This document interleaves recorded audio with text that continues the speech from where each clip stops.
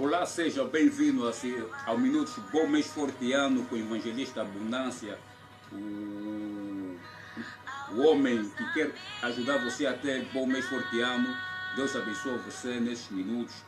O nosso objetivo é ajudar você a ter bom mês forteano. Ok? Hoje vamos estudar Êxodo capítulo 3, Êxodo capítulo 4, vamos ir também até Mateus capítulo 1.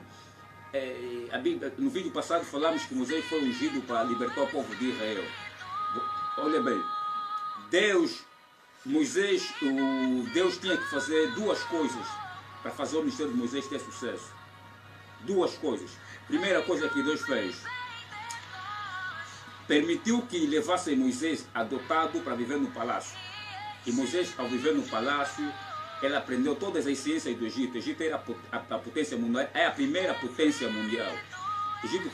Moisés cresceu no palácio como príncipe, mas ele se tornou um príncipe sem orar, sem esforçar. Aquilo foi simplesmente duas coisas, porque a Bíblia diz que ele nasceu tão belo que a filha de Faraó, quando viu, gostou da criança, se apaixonou pela criança. Então, a beleza e a graça de Deus, a beleza dele e a graça de Deus fez com que ele fosse no palácio. E Moisés, aprendendo, existem pessoas assim, não vão se esforçar muito. A beleza, a qualidade dele de pessoa, como pessoa, e a graça dele vai lhe pôr longe, vai lhe pôr no top. Você precisa da graça de Deus. Deus está te dando graça agora em nome de Jesus. Aleluia. Então, Moisés aprendeu todas as ciências do Egito. Significa que Moisés depois se tornou o homem mais inteligente do povo hebreu, ou entre os israelitas. E automaticamente, ao mesmo tempo, era um dos homens mais sábios do mundo, porque a escola dos egípcios era a escola do top mundial. Ok? Deus fez duas coisas para Moisés. A primeira coisa foi ele pôr no palácio e ele aprendeu a essência do Egito. A segunda coisa que Deus fez com que Moisés avançasse no ministério profético tão forte é que Deus visita Moisés no Monte Horebe, enquanto ele trabalhava pastoreando as ovelhas do seu sogro, o Jetro. Deus visitando ele. Nessa visita houve três coisas. Deus visitou ele para três coisas: conversarem, para lhe orientar e para lhe dar unção. Se você vê Êxodo 3 e 4, Deus conversa com Moisés e Deus manifesta o seu poder. Então Deus visita Moisés com fogo. Porque sem a unção você não consegue fazer libertação. Sem a unção não há libertação no nosso corpo, no nosso espírito, na nossa alma. Deus visita Moisés. Moisés precisava da unção para livrar o povo. Porque a unção é que faz com que o povo se tornou livre da escravidão dos egípcios. Deus abençoe você. Deus está trabalhando na sua vida. Deus está te dando unção agora. Deus está abrindo o teu ministério. Vou lhe dar um exemplo. A Bíblia diz em Mateus 1 que José quis separar-se da Maria porque Maria estava grávida e a Maria era virgem, não tinha como, não havia se movido ainda com José, eles eram noivos, tinham que casar. Então, como eles eram um casal, a Maria estava dada pelo poder do Espírito de Deus, a unção de Deus entrou em Maria, a unção do Espírito Santo para que Jesus aparecesse na barriga da Maria e assim Jesus crescesse como homem e salvasse a humanidade quando ele fosse na juventude. Então, logo acontece que José, pensando e desconfiando que era traição, ele quis separar-se. Deus não permite. É que acontece algo que está na mente de Deus. Quando um casal de noivos, um casal de namorado espiritual tem a mesma fé, o mesmo propósito, o mesmo amor, Deus envia um anjo, envia alguma coisa a alguém para resolver esse problema. Deus envia o anjo falou com José no sonho que aquela gravidez é pela unção do Espírito para nascer Jesus, o bebê tem escrito o nome de Jesus. Jesus significa Salvador. E José entendeu. É isso que Deus quer. Todo noivo, todo casal com propósito na fé, no amor e na esperança, Deus não vai permitir que haja separação. Jesus nasceu na cidade na cidade da Judeia, propriamente numa terra que está dentro da Judeia chamada Belém.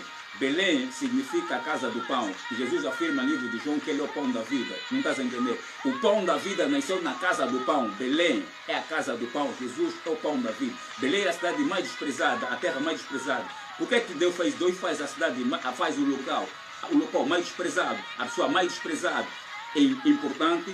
Deus faz o pequeno em grande. Deus faz o fraco em forte. Deus é um Deus de grandeza. E Belém se tornou o local mais importante do mundo, mais impactante. Historicamente, Belém é o local mais tremendo do mundo, porque lá nasceu o Deus que fez carne para salvar a tua vida. Recebe essa unção quando a vida está no teu espírito. Em nome de Jesus, você seja livre agora. Yes. Ok, nós somos a Escola Missionária VEC Mabenfa. Eu sou o evangelista, escritor Abundância. Nesta quarta parte do Minutos Bom Mês Forteano, ok? Estás no programa Minutos Bom Mês Forteano, cujo tema central é o propósito da fé no amor e na esperança. Quarta parte sobre esse assunto, o propósito da fé no amor e na esperança. Ok? O texto para hoje é 1 de Timóteo capítulo 2, verso 3 até 4.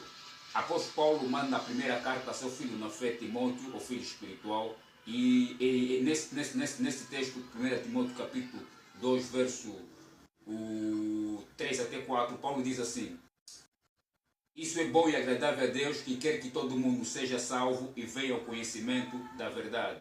Ok, você não está a entender.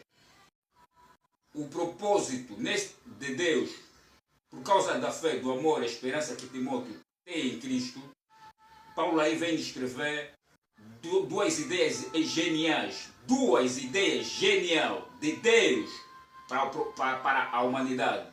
Primeiro, Deus se agrada que todo mundo seja salvo. Segundo, Deus se agrada que todo mundo venha ao conhecimento da verdade. Você não está a entender. Depois de você receber Jesus como Senhor e Salvador, se converter para ser cristão, tens que marcar o segundo passo, que é indo conhecer a pessoa de Jesus. Isso é crescer no conhecimento da verdade. Jesus Cristo é a verdade. Ok? Então, vou lhe dar um exemplo. Em Atos capítulo 9, verso 1 até 31, nós estamos a ver a conversão de apóstolo Paulo. Apóstolo Paulo antes o nome era Saul, Jesus é quem trocou o nome dele. O nome original de Paulo, o biológico de Paulo, o nome foi Saul, que os pais deram. Mas após se converter, se encontrar com Cristo, Cristo lhe mudou o nome. Disse: teu nome já não é Saul, agora teu nome é Paulo. Paulo significa pequeno. Ele perseguia a igreja para prender os cristãos porque ele queria parar com o cristianismo em Israel e que não pudesse espalhar em Israel e no mundo. Então Cristo desce do céu e visita Paulo. Encontra-se com Paulo. Ok, eu disse que na conversão de Paulo aconteceu 7 milagres em mais de 4 dias. No primeiro dia aconteceram 2 milagres. Quais são os 2 milagres? Paulo encontra-se com Cristo. O primeiro milagre, ele encontrou-se com Cristo. Mas ele não via Cristo porque a glória de Jesus, a luz de Jesus era tão forte que deixou os olhos de Paulo cego. O segundo milagre é que ele falou com Jesus. Ok? Ok. Então, no terceiro dia aconteceram mais outros milagres.